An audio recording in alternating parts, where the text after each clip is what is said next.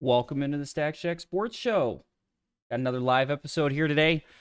Gonna give it a second for everybody to hop in here.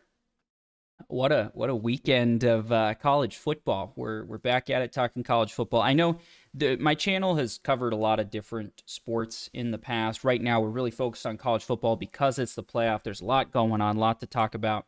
But NFL's talk, maybe even some Valorant talk for those of you that remember those videos.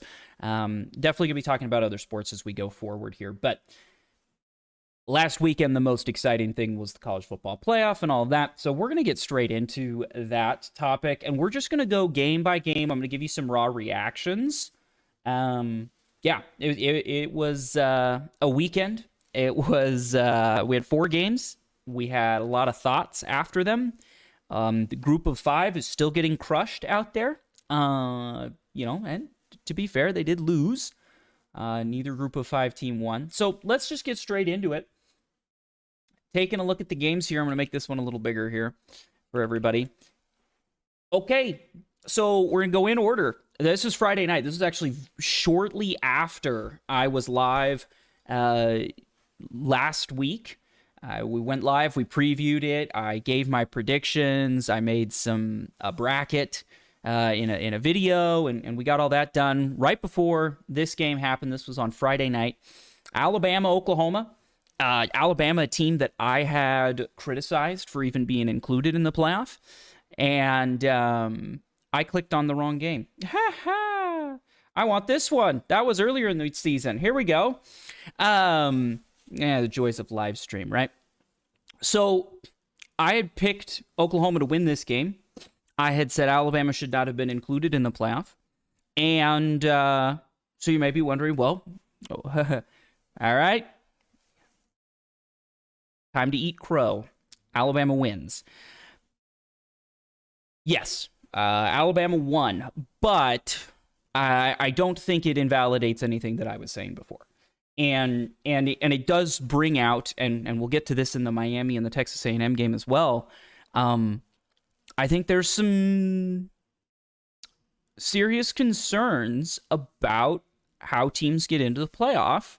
And people are talking about the group of 5. People are talking coming in, myself included, about Alabama.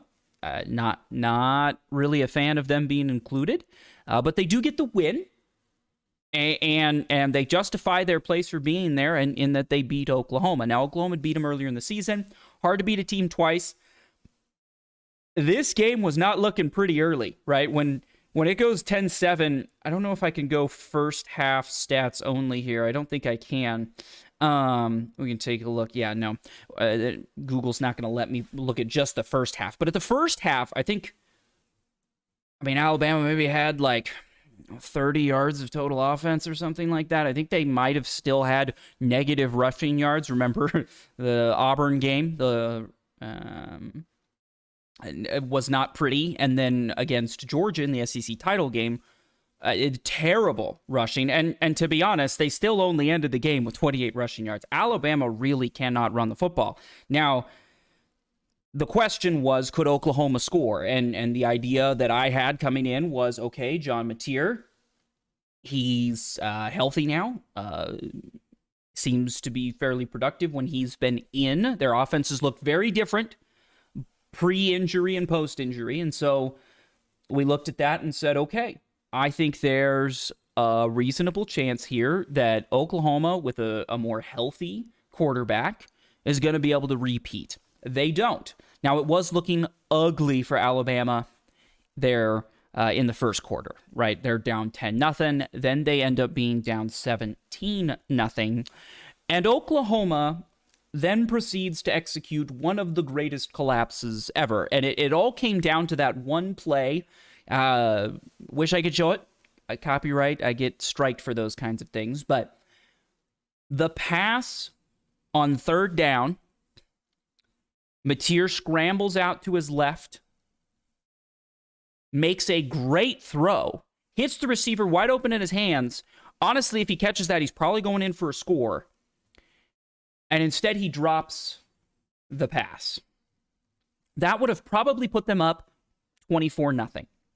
Instead, he drops the pass, And then on the very next play, on the punt, the punter drops the ball and forgets to kick it. I don't know what happened. He just dropped it too far in front of him or something. Doesn't kick it. And Alabama picks up the ball in great field position. Ends up going on to score. Then we come back. Then there's the pick six. And all of a sudden, we got a game on our hands, right? It went from Alabama was absolutely dead to rights. 17-0. Could not do anything on offense, could not run the ball. They never did run the ball particularly well, but the pass game was not working, absolutely being dominated. I was sitting there going, uh-oh, committee, you're going to look real bad if they get blown out here, right? It felt like a blowout was on our hands.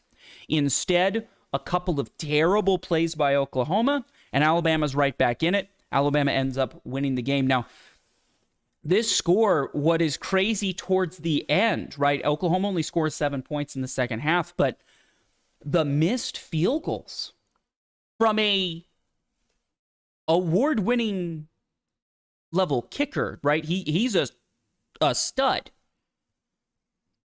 so far this season, and he all of a sudden misses multiple field goals late. That was tough. That was really tough. For Oklahoma to try to overcome. I mean, that was a situation, you're down 10, you're trying to make it a one-score game, and you just can't do it. And then they get the ball back, and they can't do it again. And there you go. There you have it. This is how, with, honestly, a kind of odd, but it's almost a mirror of what happened in the first game. Remember? Go back to the first matchup between them. We look, Oklahoma gets a 2-point win in this case. But if we look at the team stats, Alabama has more yards, more passing yards, more rushing yards, more yards per play, more first downs. Like, they won essentially every single statistical category. They just lost 2 fumbles and threw an interception. I believe that interception was also a pick six, right? Then this week, it's almost the same thing over again. More total yards, more passing yards, technically more rushing yards. Neither team run the ball really well. Exactly the same yards per play, but more first downs. Much better third down efficiency. More total plays, win time of possession. The difference? Interception, pick six. Kind of, I don't know, it's just kind of a weird coincidence that you look at these two teams, both times they played. If you looked at the box score, you would have assumed one team won when in fact the other team did. Do I think Alabama's going to be great going forward? No, not particularly. If we, look here, I think that'll show the bracket. Yeah, they're playing Indiana in the Rose Bowl game. So that's going to be fun. But this Indiana team versus that Alabama team, put your money on Indiana. I'm actually not sure what the line is. I haven't checked yet.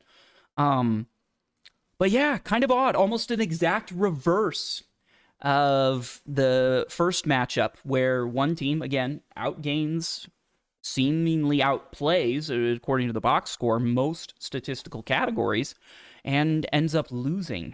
Kind of an odd coincidence there.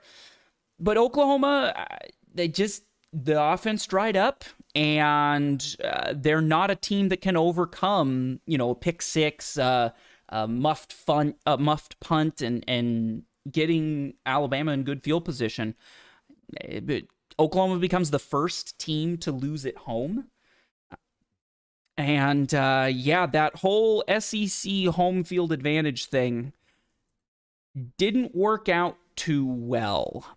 And so that brings us to the Miami-Texas A&M game. So Miami gets a win.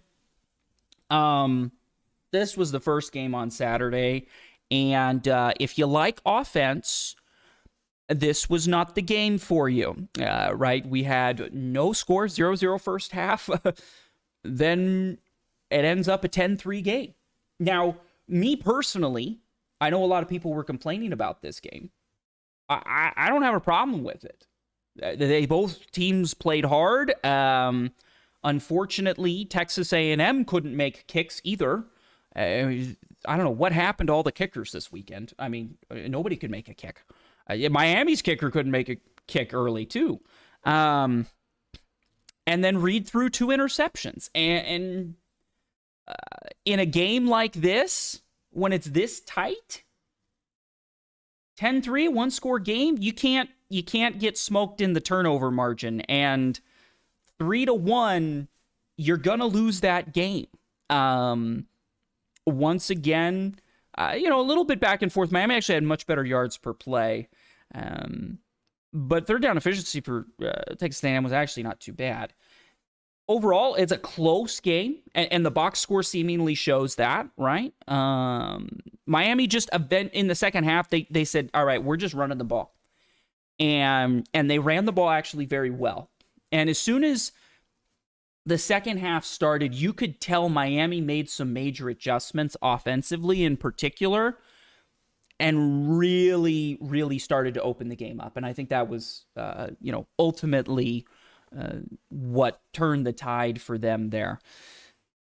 But it is an interesting factor. We had now obviously the first game an SEC team was losing, but last year, all of the home teams won.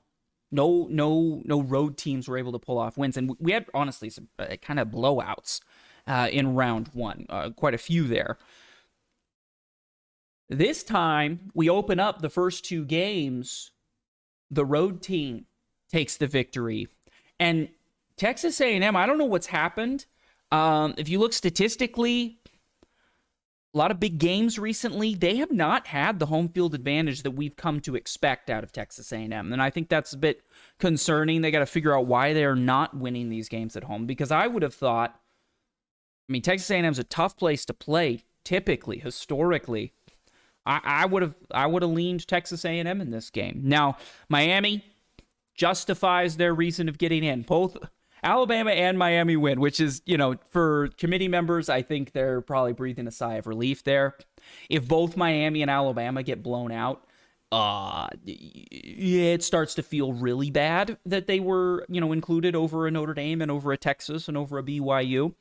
But I do want to pause here for just a moment and address Texas A&M and kind of bring up this concept, and we've talked about it before on the channel. There is a major issue, and to be honest, this game is the perfect microcosm game to focus on, where you're going to notice there's an issue with college football and the playoff system. And I'm here to tell you, it's not the college football playoff format. It is the conferences. That is the issue in college football right now. The playoff format is not the problem. It's the conferences. Let's look at Miami. Miami is not their conference champion because the ACC has these weird tiebreakers, and because, like I've said many times before, Miami did not play either of the 2 teams that they ended up competing with to get into the conference championship game. They didn't play either of them. They did not play Virginia. They did not play Duke. That is not the case in the NFL. If you're trying to win your division in the NFL,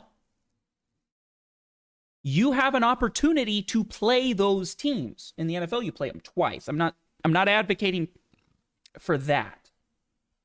In college football, obviously, it's a very different structure. But the fact that Miami was not in their own conference championship game, and they were apparently good enough to beat Texas A&M in a playoff game on the road at Texas A&M. That's how good they were, and they weren't even included in their own conference championship game because they were passed over by some weird tiebreakers and the fact they never got the opportunity to play Virginia or Duke. That is the issue. Miami should have 100% been in their conference championship game. Most likely would have won it. I mean, they just won a playoff game, so I'm assuming that they would have won their conference, given that both of those teams, I mean, Duke's not even ranked, and Virginia's ranked bottom half of the rankings. No reason Miami should have been left out of that conference championship game. And it would have solved a lot of problems. We're going to talk about Tulane and JMU, who actually didn't have the worst showings. But we'll get to that. But we have these two group of fives because the ACC conference champion, Duke, had 5 losses, was not ranked high. So this is how we get to group of fives. It's not the group of fives' fault that the ACC sucks and can't figure out how to do a proper scheduling and a proper conference championship criteria. Not JMU and Tulane's fault, that. Again, the format itself is not as broken as we think it is. It's the conferences. Let's look at Texas A&M. Okay, we'll go back to Texas A&M. Texas A&M has 2 losses now. They had only 1. They had a loss to Texas. But if you look at their schedules, and we did this a couple weeks ago live on the channel, if you look at who Texas A&M played, outside of an early game against Notre Dame, which they won by 1 point, in which Notre Dame muffed an extra point, the snap, and the 4th down play that ended up scoring the touchdown to get them to the point where they could kick a field goal to win it, there was a very egregious holding. And that was week 2 of the season. Still absolutely deserving of that win, and honestly, that's why they got into the playoff. That win was a big win for them. When you compare them against a team like BYU, BYU didn't have that high of a quality win compared to Texas A&M over Notre Dame. But in the SEC, Texas A&M really didn't have to play anybody. We looked at this last week. It's legitimately the bottom teams plus Texas, and Texas they lost to. So all the Texas fans out there, I think, honestly, if you're looking at it appropriately when you watch this game, I think there was a feeling that probably Texas and Notre Dame are better than maybe both of these teams right now, today. Texas just beat Texas A&M, and Notre Dame improved a lot over the course of the season. Now, again, head-to-head has to matter. I'm not arguing that those teams should have been in ahead. Texas, you got 3 losses. You lost to terrible Florida, right? But if you're Texas, I mean, Alabama lost to Florida State, which is arguably way worse, as we saw that season play out. But Alabama gets in with, 3 losses. Well, one's in the conference championship game. Go watch last week's video. I rant about it plenty. But if you're Texas and you're looking at Texas A&M, you're going, why did they get the best schedule ever? And we got absolutely destroyed. Once again, it's the conferences that are having a problem. And there's a very simple solution. Everybody keeps wanting to say, I saw Joel Klatt talk about this. Oh, yeah, we got a simple solution. Don't include the group of 5 champions as automatic bids. That doesn't solve the actual issue here. Because remember, if Miami is the ACC champion, James Madison doesn't get in. Under the current rules. That's under the rules right now. They wouldn't have gotten in. And Notre Dame would have. That's not the committee's fault. That's not the college football playoff structure's fault. That is the conference. That is the ACC.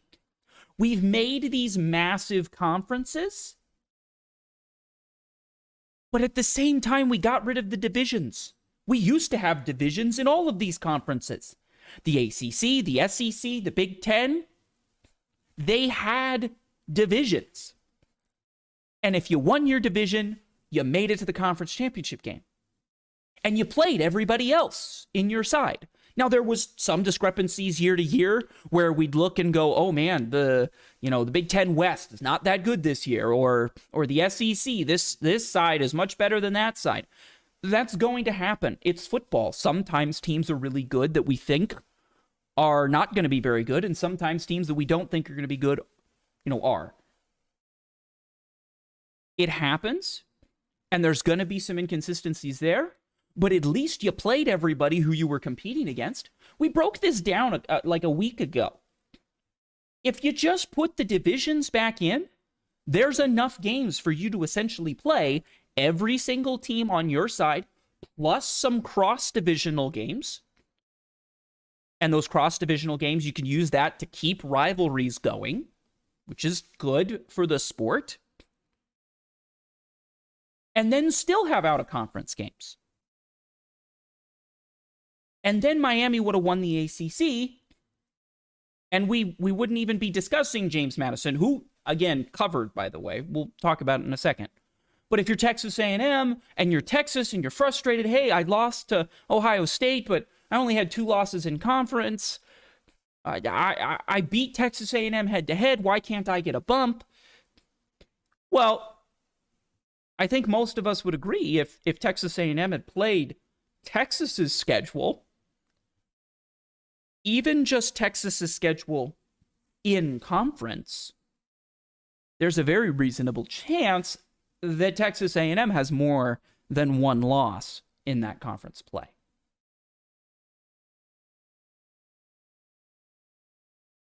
So again, it's not the college football playoff. It is absolutely the conference's fault. Do we think Texas and Notre Dame were maybe better than these 2 teams? It's possible. It's possible they were better than Miami and Texas A&M. But Miami absolutely deserved to be in ahead of Notre Dame. And Texas A&M, they just had a really nice schedule, and it got them in. And they deserve some credit for beating Notre Dame. That's a good win, even if it is by 1 point. Heck, if Alabama's getting to jump spots because they beat Auburn, Texas A&M better be up there because they beat Notre Dame. Don't get me started. So, watching this game, there was a lot of critiques online. Both teams, under the current rules, absolutely deserve to be there. But the conferences are the problem. Okay, let's talk about Group of 5. Now, this is a spicy one. So Ole Miss rolls Tulane. Jumped out to a quick 14-0 lead. Then that second quarter actually felt somewhat competitive. Tulane didn't have the big interception issue. I was feeling, 17-3. Tulane had shown they could maybe play. In the second half, Ole Miss carries away. But I would have you look at this box score. Tulane kind of competed. Box score's much closer. They had more time of possession. They just had 2 fumbles and an interception. When that happens, you're gonna lose. But they ran more plays. Had the same amount of punts. Same number of punts. They were 0 for 4 on 4th down, which was not good. But they won time of possession. They were competitive in total yards. Did Tulane deserve to be here, is the question. Well, by the rules, absolutely. Do we need to exclude these teams? No. No, we don't. We don't need to exclude these teams. Like I said, it felt a little bad that there were 2 group of 5s when you had teams like BYU and Notre Dame and Texas on the outside looking in who are saying, we beat these group of 5 teams. That is tough. But these group of 5 teams play on the same division of football. It's still the FBS, D1 football, FBS, the Bowl Series. They need a right and a path towards playing in these games. And, Ole Miss kind of rolled Tulane. Absolutely. But Tulane felt competitive at times. It wasn't a complete blowout. And one thing I will have you note, a lot of people are saying, previous years, back before NIL and transfer portal, you could have a great group of 5 team because you'd get a couple of guys and they'd be able to lock them down and then, they wouldn't transfer and you could build a team. But I do want you to notice a couple of the players in this game for Tulane. They were recruits and former players for some of the big name teams, Alabama's. Big name SEC teams. Again, Tulane in the SEC country, right? Something that is happening, and something that I think we need to remember, is it does go both ways. Yes, the Power 5 or the Power 4 conferences, the big teams, oftentimes take the best players out of the group of 5 teams. Heck, they're taking their coach, right? Tulane's coach is moving on. JMU's coach also moving on, I believe. But Curt Cignetti, right, from JMU, goes to Indiana. Now he's leading the number 1 team in the country. With JMU recruits, by the way, there's a bunch of 3-stars on that team. I don't think Indiana even has a 5-star recruit. So don't give me this, these players can't compete. They absolutely can compete. This particular year, the group of 5 was not as strong as, honestly, I would argue, I don't know that we've had this week of the best of the group of 5 was Tulane this season. And I'm not sure we've ever seen that week of a team be the best team in the group of 5. They had a bit of a down year. But last season, that Boise State team, they had a Heisman Trophy contender, maybe should have been winner, running back. You throw the right quarterback on that team at the right time, that's possible, right? And again, we talked about this last week, so I'm not going to go over it in super deep detail.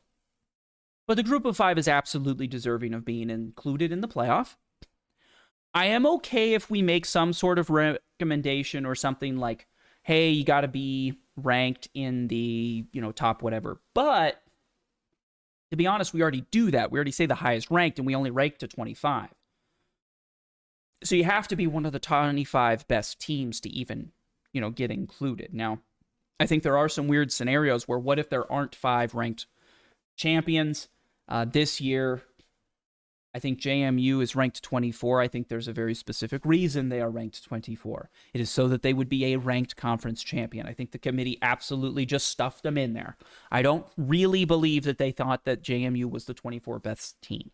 I think if JMU had not been in this situation where Duke gets the win in the ACC and is unranked and has 5 losses and it's really hard to put them in, JMU probably would not have been ranked.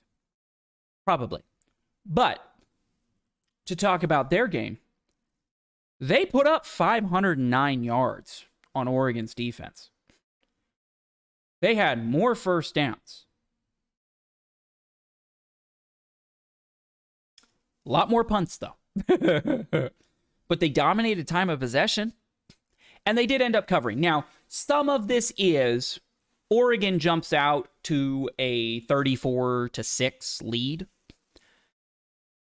And they kind of let off the gas, I would argue. Even their coach said we didn't play up to our standard, really, in this game. And James Madison actually gets a backdoor cover. So if you had James Madison plus the points, congratulations. But again, this is not to say, Nick Saban calling them a AAA team. Some people saying there's health risks, like it's dangerous for these people to play because they're not the same athletes or whatever. They're at this 51-34. We've seen bigger blowouts than that. Heck, Oregon Oregon's been blown out worse than that. 41-21. Remember this? 34-8 in the first half. I remember that. It was a boat race. They got their pants beaten off. Absolutely rolled. And that was actually in the next round, where it's supposed to be even more competitive. This is a 5 versus a 12. A 5 is supposed to beat the 12 seed by a significant margin. That's supposed to happen. I don't know. They put up 500 total yards of offense. See anybody else doing that? I don't see Miami or Alabama doing that. Again, they also gave up 500 yards of total offense. I'm not saying they're better than Alabama. I'm not saying they're better than Miami or anything like that. But I am saying they're competing. And one of these years, these teams are going to win.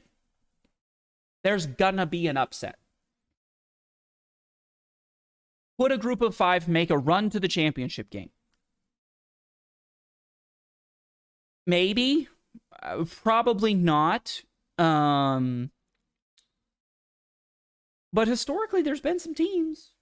I mean, a Boise State team beat that Oklahoma team. Utah rolled an Alabama team that was really good. It's happened. Can they manage it consistently over the course of an entire playoff run?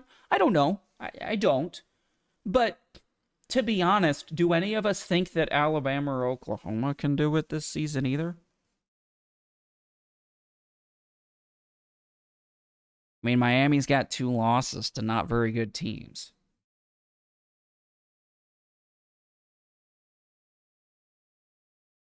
I think Miami maybe has a better chance, I think we would believe, than Alabama and Oklahoma, but that's because we haven't seen Miami play, Georgia or Indiana or these other teams. I mean, to be fair, if we're going off of projections and what we've seen, Oregon already lost this season to Indiana. But do you see what I'm saying? It doesn't mean that those teams don't deserve a chance. I'm fairly confident that Alabama's not going to win the national championship this year. I just don't see how a national championship winning team can win when they're, last 3 games, I don't know, they're probably averaging like 30 yards rushing. That doesn't seem like a championship team to me. And I've already seen them just like a week ago play Georgia, who's in this playoff, and they got smoked. -3 rushing yards for the game, everybody. So, and to be honest, I feel like Georgia kind of let off the gas, too, in that one. Maybe even let them... I mean, this is a pity touchdown in the 4th quarter, guys. So, no, I don't think Alabama can win. Realistically, most years, maybe Miami's got a chance this season. Again, we haven't seen them play a lot of the teams they're going to play, so that's cool. But realistically, there's a couple of favorites every year. And it's not much more than that. But it's like that in every single sport. And sometimes you have Cinderella runs. That Cincinnati Bengals team a couple years ago that made it to the Super Bowl, that was not a team that anybody expected to make it. But they went on a run, they got hot, and they made it. They weren't one of the favorites. Projections at the beginning of the year, we would have not been predicting them to go that far. And we definitely wouldn't have even predicted it at the beginning of the playoffs. So again, do I think JMU or Tulane had a chance of winning it all this year? No. This was also a particularly bad year for the group of 5. But do they deserve to have a chance? Absolutely. And everybody's saying, oh, we got to get rid of the group of 5. They can't have an automatic qualifier. This has got to go. If the conferences would just get their act together, Miami would have taken the ACC spot, and we would have only had Tulane, which, I mean, to be honest, JMU looked better against Oregon than Tulane did against Ole Miss. So do with that what you will, okay? But we wouldn't have this issue where we're like, yeah, okay, JMU is not as good as Texas and Notre Dame and BYU and all this stuff. It wouldn't be a problem if the conferences would just get their act together. I mean, heck, Oregon even in the Big Ten. Look at their schedule. They lose to Indiana. Now, they did have to play Penn State. We thought Penn State was going to be good, but this year they weren't. And we can't predict that. They beat USC and they beat Iowa, so they had a good run. But Texas A&M, you look at that schedule. I mean, I think Texas A&M maybe has like a win over a team with a winning record outside of Notre Dame. I don't know if they do. Auburn doesn't. Mississippi State, well, we'd have to go look at that. But they don't have tough opponents here, except for Texas, who they lost to, and Notre Dame at the very beginning of the year, who they barely beat. Again, deserve credit for it. But we could do better with the scheduling, and we could do better with our conference championships to solve that problem. So that's my thoughts. That's my thoughts on all 4 games. We do have another topic I want to discuss. So give me just a second here. Let me move things around here. Let me know in the comments what's your opinion there on how these games went. I am ready to go to war for the group of 5. I can't believe the disrespect that is being sent their way. Yeah, it's just disappointing. Moving on to another disappointing topic here. Notre Dame and USC are no longer going to be playing their rivalry game. I'm just going to let that sit there for a minute. We can all mourn. This is a rivalry game that's been played, I think it started in 1926. I guess we can go down here and see if there's any structures. 78 years in a row. Besides COVID, I don't think they played in COVID. But that wasn't... That year was weird for scheduling in general. It's taking an indefinite break. And 2030 is when there's supposed to be negotiations. How did this happen? Okay, let's go back just a little bit. How did we get here? So I would argue this started in 2024. Lincoln Riley started talking about, I don't know if I want to play Notre Dame anymore. They didn't like the timing during the season. They felt their Big Ten schedule was tough.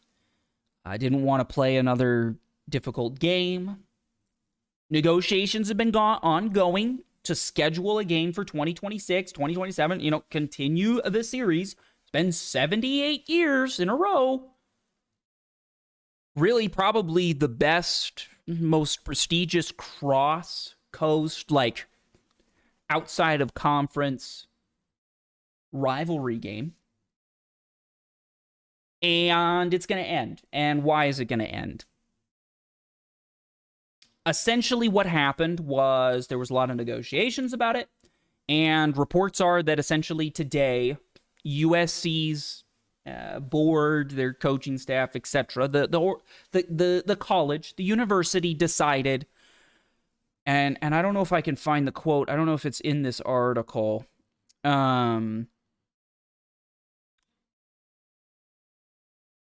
Let's see. No, I don't think it's in here. But essentially, USC did not like that when they hosted, which they were going to next season, right? It was in Notre Dame this year, right? Or was it in SC this year? It doesn't matter. When they hosted the weekend after Thanksgiving is typically when that was. And then when it was in Notre Dame, USC, because they don't want to play in the cold, had negotiated that they'd play earlier in the year. They played, I think, in October. So all of a sudden, they say, you know what? We don't like that we're having to play you at home late in the year in November. And there's a quote, and I it's not in this article that I could see, but essentially AD's saying, we don't like that late season losses are getting punished really aggressively by the committee. And so we're not going to risk playing Notre Dame. It truly admitted they don't want to play Notre Dame because they're afraid they're going to lose. And that's a very disappointing take, in my opinion. USC is banking on the fact they're saying, hey, our Big Ten schedule is tough enough, and we can get into the playoff, and we don't want to risk having an extra loss with an out-of-conference game against a team like Notre Dame, especially late in the season, because that seems to be punishing teams. They looked at, a Miami team, 2 losses later in the season. Up until the final hour, they were not making it into the college football playoff, even though they had a head-to-head against Notre Dame. Again, this is coming down to a problem with the committee not having clear criteria and some issues in the scheduling of the conferences that make USC scared. They're scared to play Notre Dame. That is ultimately the answer. From what I've heard, a lot of it's come from Lincoln Riley as the head coach, doesn't want to play him. To be fair, I think he's 1-4 against them the last 5 years, and I think over the last 15 years, they've maybe won 2 or 3. So Notre Dame's been dominating this series, and USC doesn't want to play it anymore. And do with that what you will. It's a very sad day in college football where we're losing these big rivalries. We can't be losing these rivalries. We can't lose Michigan, Ohio State. We can't lose Auburn, Alabama. Those are both in conference. This is one of the last out-of-conference big rivalries. And USC doesn't want to play. Pretty disappointing. Pretty disappointing to me. As a Notre Dame fan,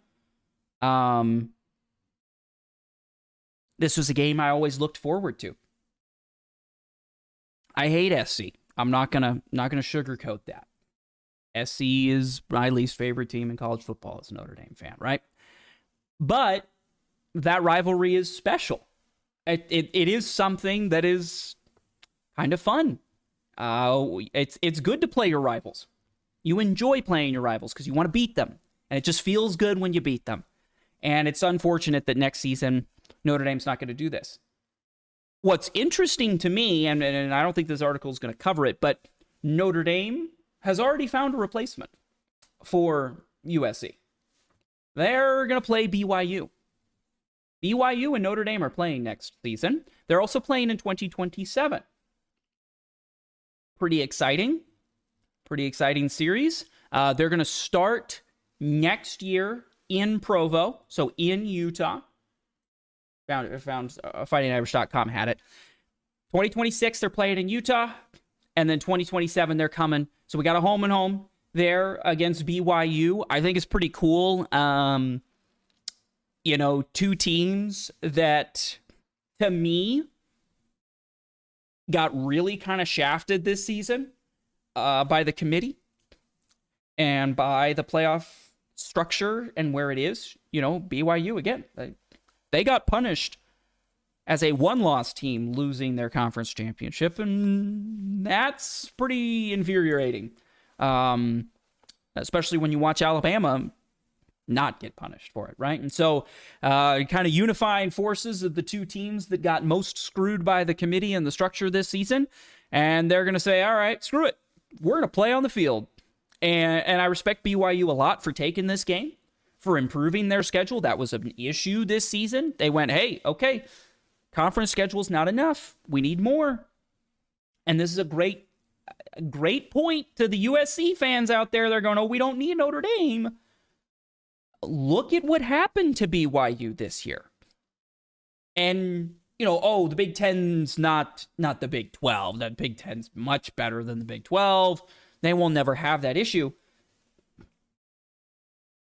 But unfortunately, it could happen. Now, maybe not next year. Looks like there's going to be some good teams in the Big Ten next year.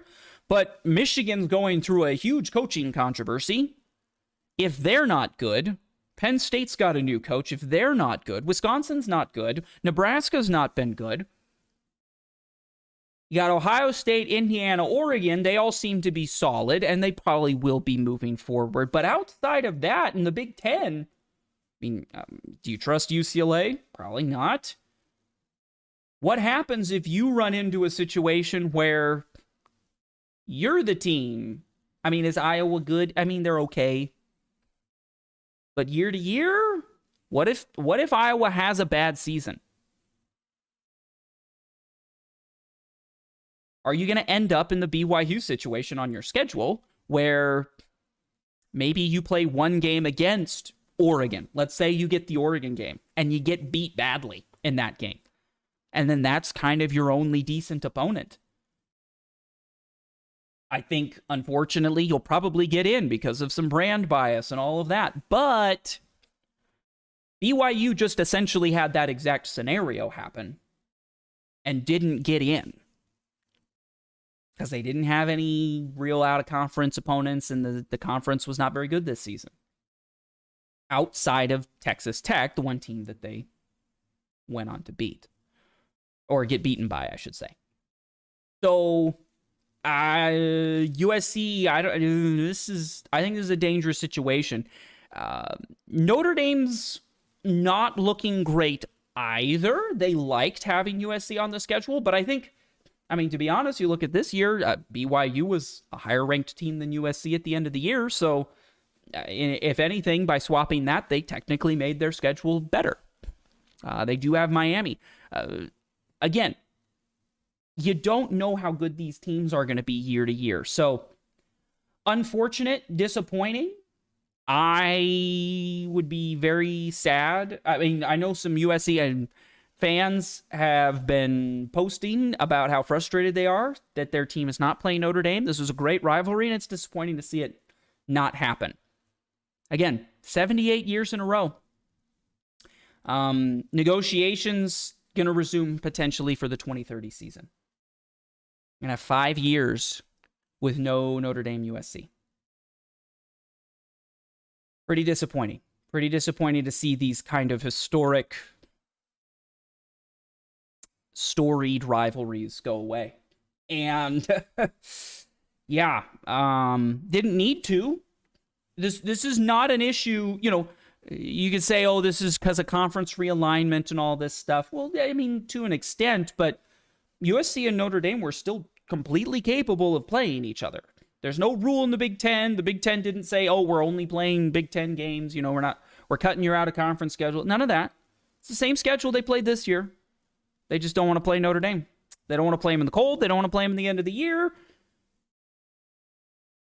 To me, it's just very weird behavior to be like, hey, we're not going to play this game because we don't like that we're going to get punished if we lose. Well, first of all, win the dang game. Like, win. You'll get rewarded for winning. But every game needs to matter. Every game you should get punished if you lose and benefit if you win. And historically, you know, they're saying, oh, the committee is punishing teams for late losses. Historically, the committee just punishes you for losses. Ask Texas. Doesn't matter what time you play. They're making excuses. Lincoln Riley didn't want to play the game, and that's fine. That's fine. He couldn't beat Notre Dame consistently, and so that's where we leave it. Yeah. Let me know what your comments are down below and in the chat. We're coming up on our hour, so we'll probably end it about here. Might take a few comments from chat. Let me see here. Appreciate everybody hanging out today. If you missed and joined late, missed the beginning discussion about all 4 playoff games, we talked about that earlier, so feel free to rewind. The beauty of YouTube, why I stream on YouTube. We always got that rewind button. Go back and rewatch and see my thoughts on that. But yeah, let's end with a little prediction stuff here. If we look up a CFP bracket here, let's take a look. I have a video already on the channel where I made my bracket, but obviously I had Oklahoma winning, so that's a little different. Let me go here. Here's the bracket.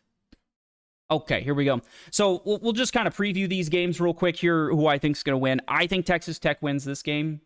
I think on my initial bracket, I had Oregon winning this game. But after watching Oregon give up 500 yards to James Madison, I don't care if they let off their foot off the gas at the end. I think Texas Tech could win this game. Again, I've said it many times this year. I think Texas Tech is one of the least talked about number 4 ranked teams I can ever remember as having a chance of winning this thing. So I give that to Texas Tech. Indiana is going to probably boat race Alabama.